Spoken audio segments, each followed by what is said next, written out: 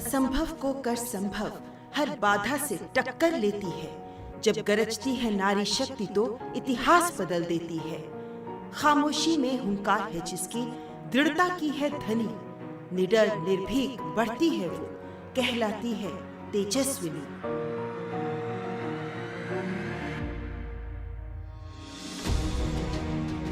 आज का युग नए भारत की नारी शक्ति का युग है, जो हर स्तर पर प्रस्तुत कर रही हैं ऐसे उदाहरण जिनसे प्रेरित हो रहा है पूरा देश।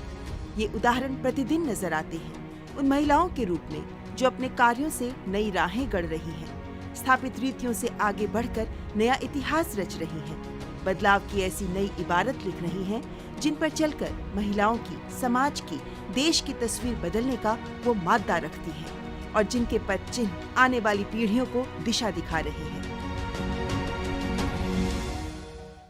नमस्कार। साल 2020 को अलविदा कहने का वक्त करीब है। वैसे कोविड महामारी के चलते ये साल सभी के लिए मुश्किलों भरा रहा, लेकिन इस कठिनाई के दौर में भी कितनी ही महिलाएं हैं जिन्होंने आगे बढ़कर काम किया और सबके सामने उदाहरण प्रस्तुत किया। हमने भी कोरोना की तमाम चुनौतियों के बावजूद तेजस्विनी कार्यक्रम का सफर रुकने नहीं दिया और हमारे दर्शकों ने भी तो अपने मैसेजेस के जरिए हमारा पूरा साथ दिया। तेजस्विनी नारी शक्ति को सलाम। इस विशेष कार्यक्रम में साल 2020 में आपके इस पसंदीदा कार्यक्रम में किस तरह देश की तेजस्विनियों को हमने आपके सामने प्रस्तुत किया, क्या रहा उनका संदेश, रखेंगे यही तस्वीर आपके सामने। आपके साथ मैं हूं ममता चोपड़ा।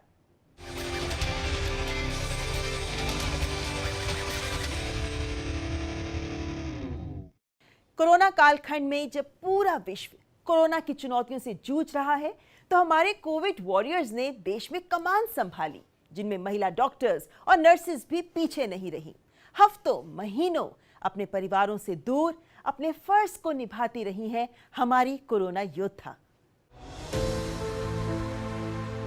कोविड काल में लॉकडाउन का समय हो या उसके बाद, महिलाएं हर रोल में घर बाहर हर जगह मुश्किलें आसान करती नजर आईं। पुलिस फोर्स में डॉक्टर या नर्स के रोल में तो परिवार बच्चों से दूर रहकर कोरोना वायरस के खतरे के बीच मरीजों की सेवा कर अपने फर्ज को अंजाम देती रही। आज मास्क की अहमियत से दुनिया सहमत है। डीडी न्यूज पर भी हम चला रहे हैं मास्क अप इंडिया अभियान, लेकिन मार्च अप्रैल में विश्व भर में इस सवाल पर मंथन ही चल रहा था कि क्या मास्क पहनना चाहिए। तब भारत में कोरोना को हराना है तो मास्क जरूर लगाना है, इस विचार पर और घर पर बने मास्क की सोच पर बल दिया डॉक्टर शैलजा वैद्य ने। हमारे लिए तो ये बहुत ही सरल उपाय था कि अगर हमारे जनता जो इतनी घनी आबादी में रहते हैं, जो इतने क्लोज क्वार्टर्स में रहते हैं, वो अगर मास्क पहनेंगे तो उनके लिए एक बैरियर है। वहीं जब पीएम केयर्स फंड बना तो डॉक्टर उमा कुमार ने अपने राष्ट्रीय पुरस्कार की राशि इस फंड में दान कर दी और जब वैक्सीन के ट्रायल का समय आया तो डॉक्टर पद्मा श्रीवास्तव ने आगे बढ़कर एम्स में सबसे पहले वैक्सीन लगवाई। ऐसी सुबोध सुजान महिलाओं ने तेजस्विनी कार्यक्रम में साझा किया अपना जीवन मंत्र। जब भी पेशेंट आता है तो वो आपको दुखी नहीं देखना चाहता। अगर आपके चेहरे पे मुस्कुराहट है, पॉजिटिविटी है, तो वो काफी कुछ अपने साथ लेकर जाता है। डॉक्टर जो है सब चीज के लिए इलाज नहीं है, सब बीमारियां ठीक नहीं होती, but you can certainly relieve the pain. दूसरा, हौसला तो दे सकते कि वो चीज जो है उसको निपटने के लिए।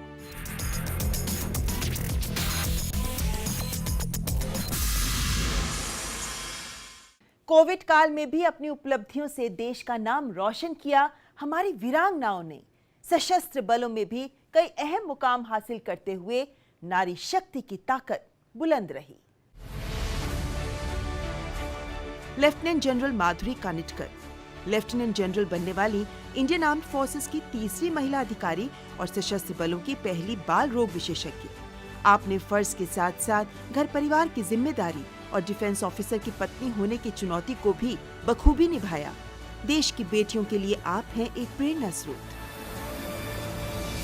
अकेली पोस्टेड थी, झांसी में थी, तो वहाँ काफ़ी मुश्किलें आई क्योंकि 2 बच्चों के साथ अकेले रहना, रात की ड्यूटी करना और काफ़ी बार उसके बाद जैसे बच्चे बड़े होते गए वो उस उम्र में उन समझ नहीं पाते थे कि मम्मी पूरे टाइम खाना खाने नहीं आती है, मम्मी रात में ड्यूटी करती है। कभी कभी ऐसे होता था 2-2 दिन, क्योंकि रात की ड्यूटी हुई, अगले दिन ड्यूटी, तब तक उन स्कूल चले गए, तो काफ़ी उन्हें फील होता था। सेना की ओर से 26 जनवरी के परेड का नेतृत्व करने वाली देश की पहली महिला ऑफिसर से भी दर्शकों का परिचय हुआ जब कमांडर रूबी सिंह ने अपने अनुभव साझा किए। तो वहीं पहली बार युद्ध क्षेत्र में जाने वाली महिला officer flight lieutenant Gunjan Saxena ने भी करगिल युद्ध के अनुभव और अपनी कहानी बताई, जब उन पर बनी film Gunjan the Kargil girl release हुई। मेजर सुमन गवानी पहली भारतीय जिन्हें संयुक्त राष्ट्र military gender advocate of the year के अवार्ड से सम्मानित किया गया। यूएन मिशन के तहत दक्षिण सूडान में तैनात रहकर चुनौतीपूर्ण माहौल में स्थानीय महिलाओं के अधिकारों के लिए काम करने के लिए मिले इस सम्मान से आपने अंतर्राष्ट्रीय मंच पर देश का नाम रोशन किया और साबित किया कि अवसर मिले तो कोई भी लक्ष्य असंभव नहीं है। जब भी किसी महिला को या किसी लड़की को कुछ पुरस्कार मिलता है या वो अपने जीवन में कुछ अचीव करती है, तो उसके पीछे जो हिम्मत होती है वो उसकी कम और उसके परिवार की बहुत ज्यादा होती है। ये पुरस्कार के पीछे मेरी खुद की हिम्मत भी है, क्योंकि मैं इतने सालों से डटी हुई हूँ।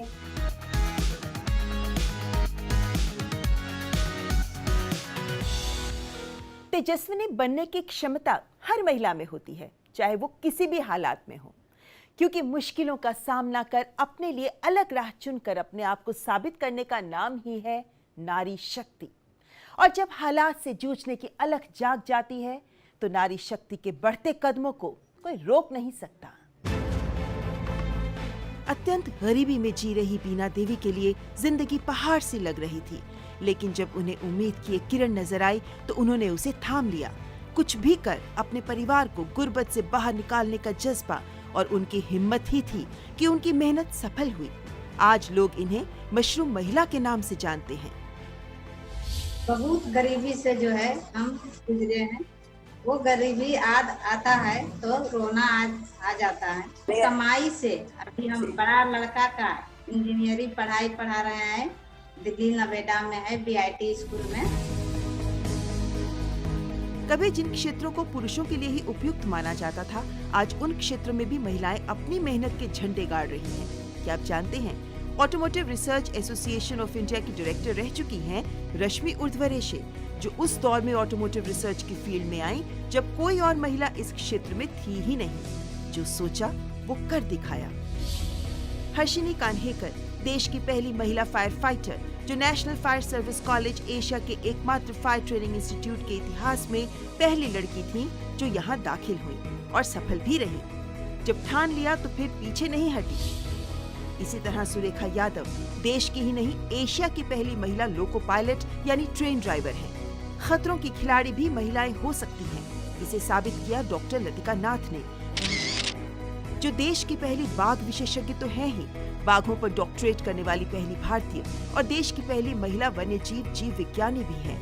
कैट्स की स्टडी के लिए विश्व भर के खतरनाक जंगलों में महीनों गुजारती हैं डॉक्टर लतिका नाथ। हिम्मत, निडरता और साहस की प्रतिमूर्ति हैं ये नारियां। शहर से निकल के माँ बाप के घर से जंगल में जाना बहुत ही कठिन कदम था। उस ज़माने में मोबाइल फ़ोन नहीं थे। एक बार जंगल में घुस गए और अगर गाड़ी ब्रेक डाउन हो गई या कोई खतरा का सामना करना पड़ा तो मदद मांगने की भी कोई तरीके नहीं थे। सबसे कठिन चीज़ ये था कि आप अकेले हो ज़रूर होते हैं पर कमज़ोर नहीं।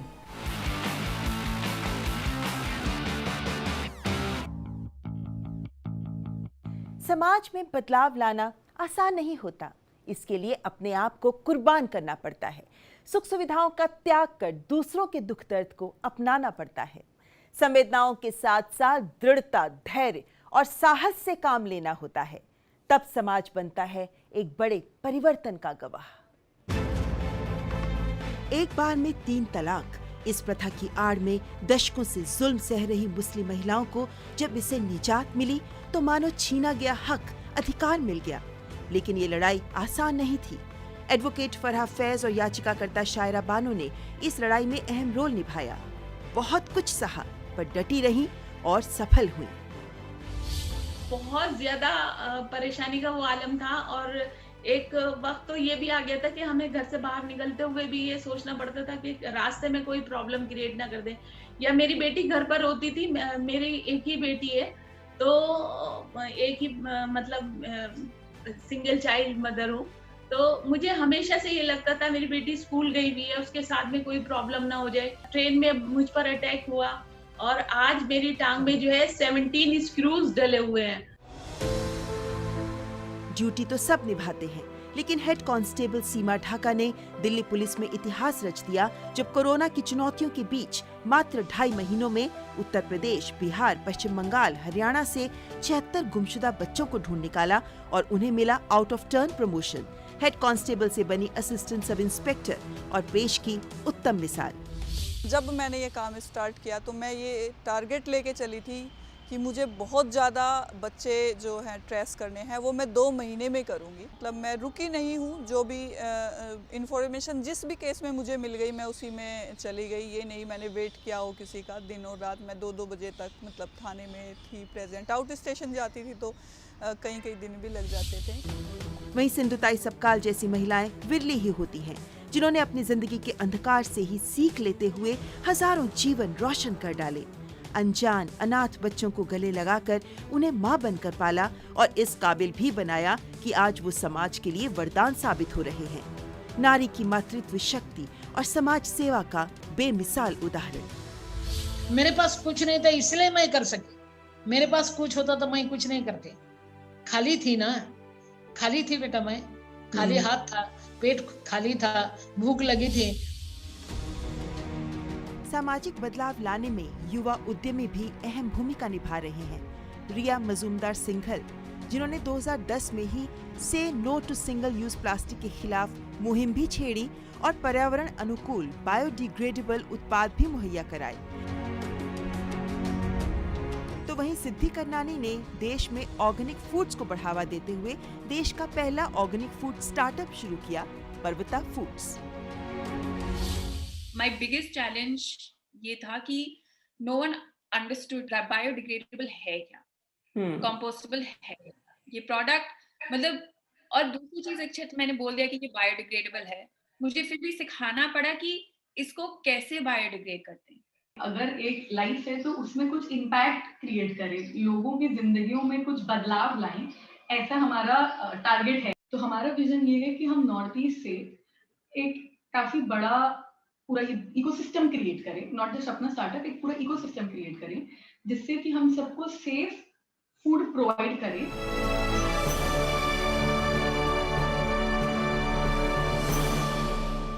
छोटी छोटी खुशियों से बनते हैं बड़े बड़े सपने, जिन्हें पूरा करने का आत्मविश्वास देना भी कि तुम कर सकते हो सामाजिक बदलाव की नई बयार लाने सरीखा ही काम है। ऐसी कितनी ही तेजस्विनियां हैं जो अलग अलग स्तर पर जिंदगी की जद्दोजहद से जूझकर लोगों को दिखा रही हैं जीवन जीने की राह। एक आम आदमी सिर्फ अपने और अपने परिवार के लिए ही सोचता है। बहुत कम लोग ही सुविधापूर्ण बेहतरीन भविष्य की जगह चुनते हैं मुश्किल राह, ताकि दूसरों के काम आ सके। लद्दाख की पहली महिला डॉक्टर सेरिंग लाहडोल ने भी बड़े शहरों में जाकर प्रैक्टिस करने की जगह लद्दाख के लोगों को ही समर्पित कर दिया अपना पूरा जीवन। इसी तरह सुधा मूर्ति जी भी साधनों के लिए जीने में नहीं, बल्कि इनके द्वारा दूसरों को बेहतर जीवन देने में विश्वास करती हैं। समाज को दिशा दिखा रही हैं ये अद्भुत महिलाएं। जो सोची मैं उस पर डटी रही, क्योंकि यहाँ जरूरत थी, जहाँ शहरों में इतने डॉक्टर्स हैं, फैसिलिटीज है, सब कुछ है करने के लिए, हमारे वहाँ पे था ही नहीं कुछ।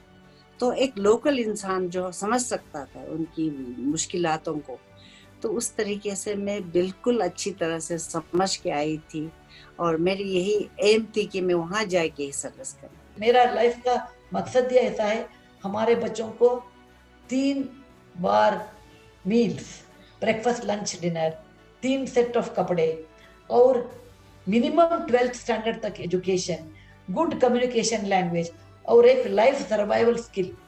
ओके, ऐसा आ गया तो मैं बोलती हूँ हमारा भारत महान है।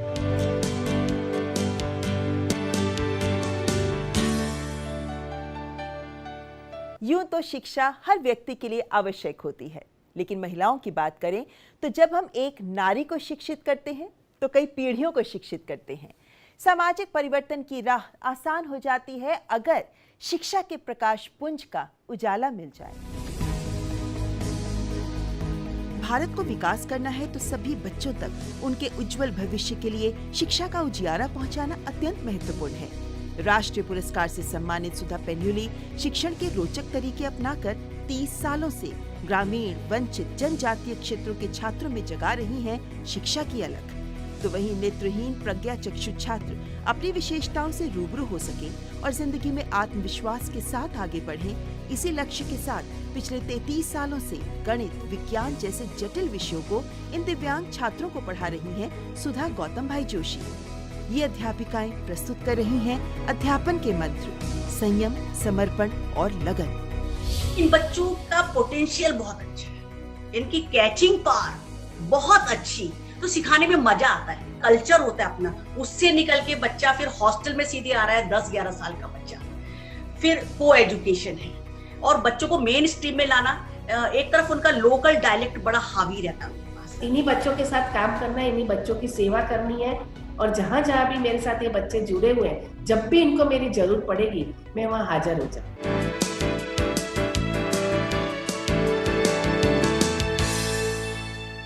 आज के दौर में साहित्यकार होना तो आसान है, लेकिन उत्तम दर्जे का साहित्यकार बनना और अपनी रचनाओं के जरिए पाठकों के दिल में जगह बनाना, अपनी अलग पहचान बनाना आसान नहीं है।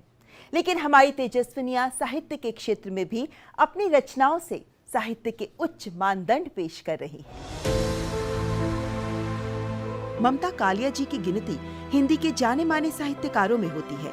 उनकी रचनाएं संवेदनाओं से पूर्ण सामाजिक विडंबनाओं पर कुठाराघात करती हैं। उनकी कृतियों की लंबी फेहरिस्त में समाज से जुड़े विषयों को नए परिप्रेक्ष्य में देखने का नजरिया भी देखने को मिलता है।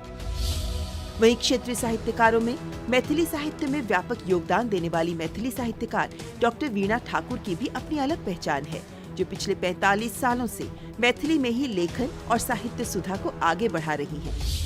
डॉक्टर मीनाक्षी जैन इतिहासकार हैं, जिनकी रचनाएं इतिहास के अहम साक्ष्यों के जरिए तथ्यों को इस तरह प्रस्तुत करती हैं कि नए आयाम, नई सोच और व्यापक जानकारी के जरिए कई अनसुलझे सवालों के जवाब भी मिल जाते हैं।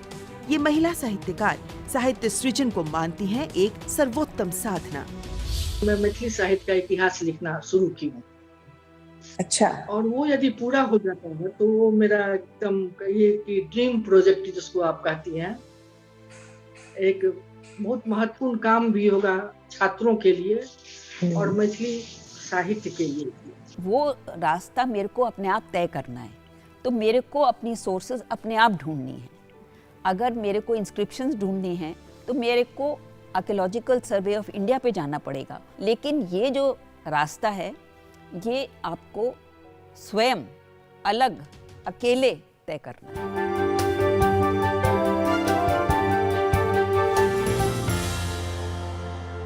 भारत की नारी अपने सपनों को पूरा करने के लिए खेल के मैदान में भी पसीना बहाने से पीछे नहीं हटती। घर परिवार की मुश्किलें, विवाह, मातृत्व, हर रोल में हर तरह के हालात का सामना करते हुए अपने आप को साबित कर रही है। खेल के मैदान में भी अपनी काबिलियत दिखा रही हैं महिला खिलाड़ी। खेल रत्न पुरस्कार से सम्मानित 3 महिला खिलाड़ियों में शामिल हैं हॉकी कप्तान रानी, जिन्होंने तेजस्विनी कार्यक्रम में गरीबी से शोहरत तक की अपनी जीवन गाथा साझा की और दिया जीत का मंत्र। और वहीं अर्जुन पुरस्कार से सम्मानित मनु भाकर कड़ी मेहनत को मानती है सफलता की कुंजी।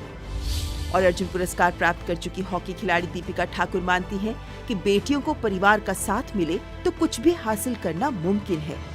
ये खिलाड़ी पेश कर रही हैं नारी शक्ति की अद्भुत मिसाल। हॉकी के कारण मेरी लाइफ बहुत चेंज हुई है एंड मैं एक बहुत गरीब परिवार से बिलोंग करती थी, लेकिन आज हॉकी के कारण मतलब मेरी फैमिली अच्छे से रहती है, मैं अच्छे से रहती हूँ। सो एंड दैट डे मुझे ऑलवेज मोटिवेट करता है कि मुझे और कुछ अच्छा करना है कंट्री के लिए। मेरा मानना है कि जब आप मेहनत करते हो तो आपके लिए कोई भी सीमा नहीं होती है, आप कितना भी अच्छा कर सकते हो।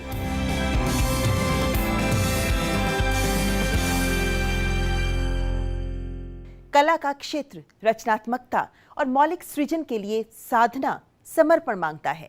देश में कला जगत में महिलाएं आज कला गुरु बन जहां युवा पीढ़ी को पारंपरिक कलाओं से जोड़ रही हैं, तो वहीं इन परंपराओं को सहेजने में भी अहम रोल अदा कर रही हैं और अंतर्राष्ट्रीय पटल पर भी अपनी धमक दर्ज करा रही हैं।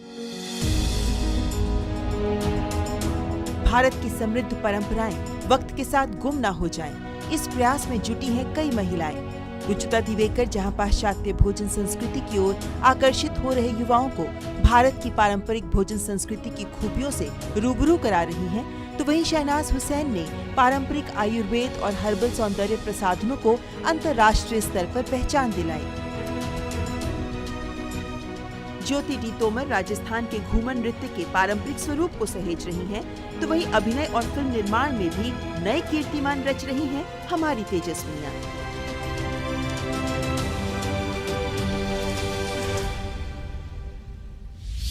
लहंगा पुरानी डिज़ाइन का, ओढ़ने हमारे मलमल की जो पुराने ज़माने में चलते थे, अभी वाले नहीं हैं जो वॉश एंड वेयर वाले नहीं, ज्वेलरी भी पुराने ज़माने की, माथा भी बंधता है तो वैसा ही, राखड़ी भी लगेगी तो वैसी ही। तो ये जो परंपराएं हैं उनको जीवंत रखना। हम घी से डरते हैं, हम मक्खन से डरते हैं, हम लड्डुओं से डरते हैं, हम वो सारी पारंपरिक चीज़ों से डरते हैं, लेकिन आइसक्रीम खाते वक्त या बिस्किट खाते वक्त, कुकीज़ खाते वक्त, चॉकलेट खाते वक्त वो डर हमारे मन में नहीं रहता, क्योंकि आइसक्रीम, चॉकलेट, कुकीज़ की हम बढ़िया एड्स देखते हैं, उनकी जिंगल्स सुनते हैं, लेकिन लड्डू, बर्फी, शीरा, पराठा, इनकी कोई ऐड नहीं।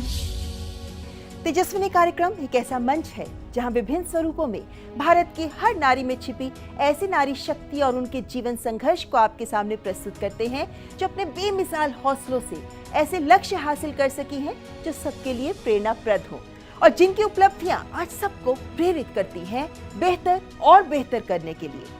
हमें आपका स्नेह देश ही नहीं विदेशों से भी आपके ईमेल्स के जरिए मिलता रहता है।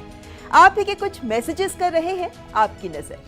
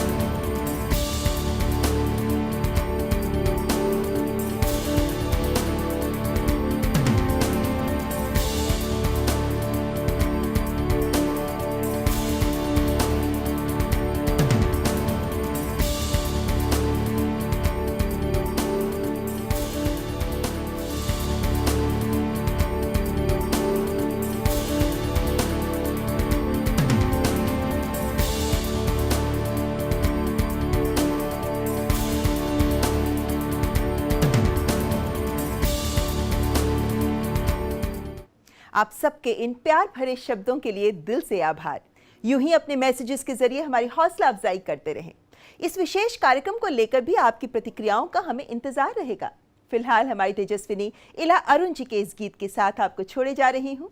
नमस्कार।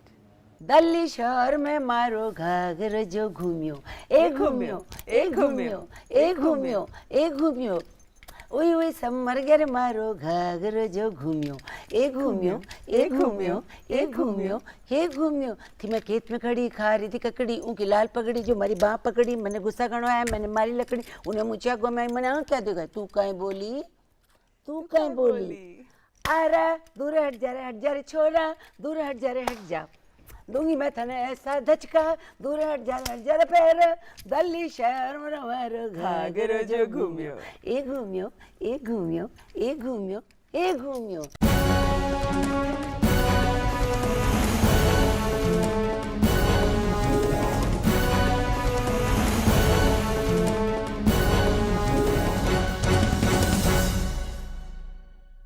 इस कार्यक्रम के प्रायोजक थे LIC। जिंदगी के साथ भी